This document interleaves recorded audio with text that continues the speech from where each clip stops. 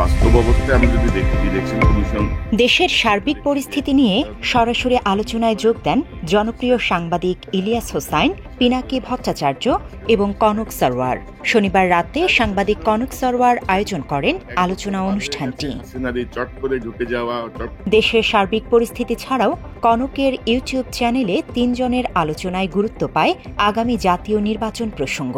অনুষ্ঠানের শুরুতে সঞ্চালক পিনাকি ভট্টাচার্যের কাছে জানতে চান প্রধান উপদেষ্টা ডক্টর মোহাম্মদ ইউনূস একটি সুষ্ঠু নির্বাচন আয়োজন করতে পারবেন কিনা। উত্তরে পিনাকি বলেন, আগামী বছরের ফেব্রুয়ারির মাঝামাঝিতে নির্বাচন আয়োজনের যে ঘোষণা দেয়া হয়েছে এই সময়েই নির্বাচন অনুষ্ঠিত হওয়া উচিত। একই দিন সারা দেশে নির্বাচন আয়োজন না করে ধাপে ধাপে এটি করা উচিত, এমন মন্তব্য করেন পিনাকি। প্রফেসর ইউনূসের প্রশাসনের সক্ষমতার ব্যাপারে তো প্রশ্ন আছেই, সেটা আমারও আছে যে আদৌ তিনি প্রস্তুতি সম্পন্ন করতে পারবেন কিনা। বিশেষ করে আইন শৃঙ্খলা পরিস্থিতির যে অবস্থা, পুলিশ বাহিনীর যে অবস্থা, তার পুলিশ বাহিনীর যে ইন্টারনাল মোটিভেশনের যে অবস্থা, সেটা সবকিছু মিলে নির্বাচন অনুষ্ঠানের মতো প্রস্তুতি উনার আছে কিনা সেটা একটা প্রশ্নের বিষয়। কিন্তু আমি যেটা ব্যক্তিগতভাবে মনে করি যে প্রফেসর ইউনূস নির্বাচনের যেই ডেডলাইন দিয়েছেন এবং রাজনৈতিক দলগুলো যে ডেডলাইনটা মেনে নিয়েছে, সেই ডেডলাইনকে সামনে রেখেই আমাদের আগানো উচিত এবং সেটাই আমাদের লক্ষ্য হওয়া উচিত যেন নির্বাচনটা নির্বিঘ্নে ফেব্রুয়ারির মধ্যেই সম্পন্ন হয়ে যায়। অনুষ্ঠানে পিনাকি ভট্টাচার্য নির্বাচন ব্যবস্থায় সংখ্যানুপাতিক পদ্ধতির সমালোচনা করেন। তার মতে পিআর পদ্ধতি একটি জটিল ব্যবস্থা যার সাথে বাংলাদেশের মানুষ এখনো অভ্যস্ত নয়। তিনি বলেন, যেহেতু বাংলাদেশ জামায়াতে ইসলামী পিআর পদ্ধতির পক্ষে জোরালোভাবে কথা বলছেন, সেহেতু আগামীতে এই পদ্ধতি নিয়ে কোনো জটিলতা দেখা দিলে তার দায়ও জামায়াতকেই নিতে হবে। পিআর পদ্ধতিটা বাংলাদেশের জন্য একটা ডিজাস্টার হবে, একটা সিরিয়াস ডিজাস্টার হবে। আমরা অলরেডি উচ্চ কক্ষ একটা ডিজাস্টার হয়ে গেছে, এরপরে আবার এই পিআর একটা সিরিয়াস ডিজাস্টার হবে, মানুষের হাত থেকে ক্ষমতা চলে যাবে। সাম্প্রতিক সময়ে উপদেষ্টা আসিফ মাহমুদের হাঁসের মাংস খাওয়া নিয়ে একটি মন্তব্য ব্যাপকভাবে ভাইরাল হয় সামাজিক যোগাযোগ মাধ্যমে। কনক সরওয়ারের প্রশ্নের জবাবে আলোচিত এই বিষয়েও কথা বলেন রাজনৈতিক বিশ্লেষক পিনাকি ভট্টাচার্য। তোমাকে খুব মিনিমালিজমের উপরে চলতে হবে, খুব অল্প জিনিসে তোমাকে তৃপ্ত থাকতে হবে। খুব বেশি জিনিস, তুমি যখন ভাত খাবে একটা তরকারি দিয়ে ভাত খাবে, একটার বেশি তরকারি নিবে না। আমি বলছি কেন নেবে না, কারণ তোমার দেশের মানুষ একটার বেশি তরকারি দিয়ে ভাত খেতে পারে না। তুমি তার জীবনটা বুঝতে পারবা না তুমি যদি এটা না করো, তুমি এই কাজটা করবো। আমি কিন্তু এক্স্যাক্টলি এই কথাটা বলছি। এবং যখন আমি দেখলাম যে আসিফ বলতেছে যে আমি ওয়েস্ট ইন্ডে যাই, আমার খুব খারাপ লাগছে, আমি খুব বেদনাহত হয়েছি মানে এটাতে, আসিফের এই কথাতে। রাজনৈতিক দলগুলোকে চাঁদাবাজি না করার পরামর্শ দিয়েছেন পিনাকি। ভ্যান আলাকে বললাম, ভাই আমার কাছে কিন্তু পয়সা নাই। বললো কিচ্ছু লাগবে না ভাই, তোলেন এগুলোর উপরে। ভ্যানে তুললাম, ভ্যানে তুলে চারঘাটের বাসে গেলাম, বাসের উপরে তুললাম সমস্ত ত্রাণের জিনিসপত্র। বাসওয়ালাকে বললাম, ভাই আমার কাছে কিন্তু পয়সা নাই ভাই।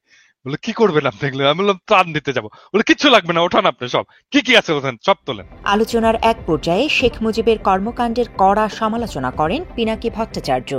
শেখ মুজিবকে নিয়ে যদি আবেগতাড়িত হন, তাহলে শেখ মুজিবের সমস্ত কুকীর্তির দায় আপনাকেই নিতে হবে। এবং আপনাকে যেই কুকীর্তির দায়টা আমি দিতে চাই সেটা হচ্ছে সিরাজ শিকদারকে পেছন থেকে গুলি করে হত্যা করা। নিরস্ত্র সিরাজ শিকদারকে হত্যা করেছে শেখ মুজিব, এইটার দায় নিতে হবে। অন্যদিকে আলোচনায় যোগ দিয়ে মুজিবের সময়ে সিরাজ শিকদার এবং জাসদের ৩০,০০০ নেতাকর্মী হত্যার বিচার চান সাংবাদিক ইলিয়াস হোসাইন। এই জিনিসগুলো নিয়ে দাদা মামলা হওয়া উচিত, আইনগতভাবে তার মরণোত্তর বিচার হওয়া উচিত। এই যে ৩০,০০০ জাসদের নেতাকর্মীকে হত্যা করা, তার ১৫,০০০ হত্যা করা, তারপর আমি জাসদ করি না, আমি জাসদ করি না, আমি জাসদ করি না, আমি কমিউনিস্ট ছিলাম। সিরাজ শিকদার আমার নেতা, আমার নেতাকে মারার বদলা আমি নেব, শুয়োরের বাচ্চা। এবং তার এটা তো তার বক্তব্যই আছে, সে বলেছে কোথায় আজ সিরাজ শিকদার, তার মানে সে মেরেছে, মেরে বুক ফুলিয়ে তারপরে সংসদে দাঁড়িয়ে বলেছে যে সে খুন করেছে, এই হত্যার সাথে সে জড়িত, এবং সেটা বাংলাদেশের প্রথম ক্রস ফায়ার। মাত্র ৩০% টাকায় জমির মালিক হয়ে নতুন বাংলাদেশের গড়ে তোলার স্বপ্ন দেখা বাংলা বসতি।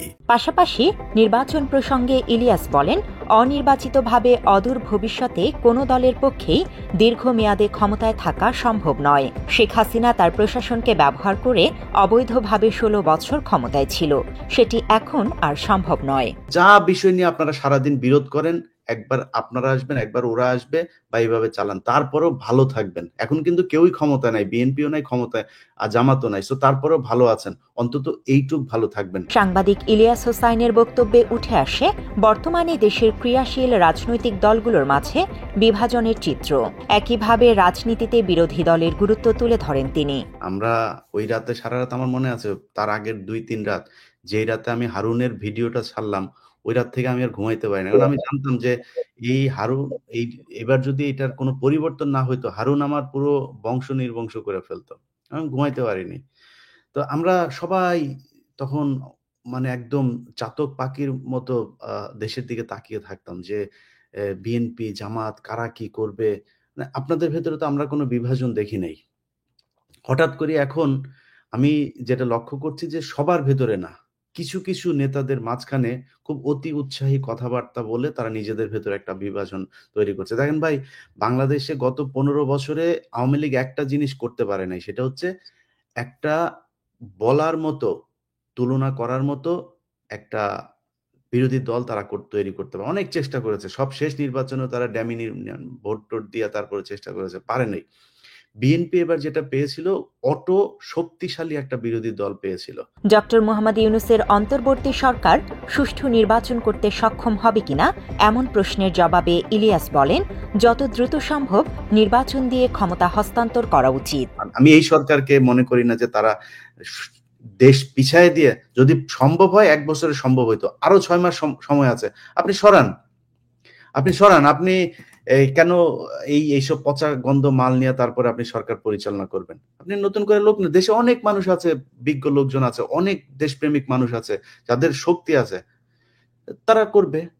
সেটা না করে যদি এইভাবে করতে চায়, আমার মনে হয় এটাকে আমি আমার জায়গা থেকে কখনোই সাপোর্ট করি না, করব না। তারেক রহমানের দ্রুত দেশে ফেরত আসা প্রয়োজন। তিনি বাংলাদেশে ফেরত আসলে অনেক কিছুই পরিবর্তন হয়ে যাবে। আলোচনায় এমন যুক্তি তুলে ধরেন সাংবাদিক ইলিয়াস। এই পরিস্থিতি যদি তারেক রহমান দেশে আসতো, বা একটা সরকার যদি ক্ষমতায় থাকতো, তাহলে মনে হয় এই অবস্থা হতো না। এবং বিএনপি কিন্তু তাদের যে কোনো কারোর বিরুদ্ধে অভিযোগ আসলে সাথে সাথে তাকে বহিষ্কার করছে। তারা যে আওয়ামী লীগের মতো যা মনে চায় তাই করছে, কেউ কিছু বললে কেয়ার করছে, এরকম না, কিন্তু তারা সাথে সাথে বহিষ্কার করছে। হচ্ছে তো ব্যবস্থা নেওয়া। একইভাবে দেশের সার্বিক পরিস্থিতি তুলে ধরে দ্রুত সেসবের সমাধান দাবি করেন ইলিয়াস হোসাইন ও পিনাকি ভট্টাচার্য।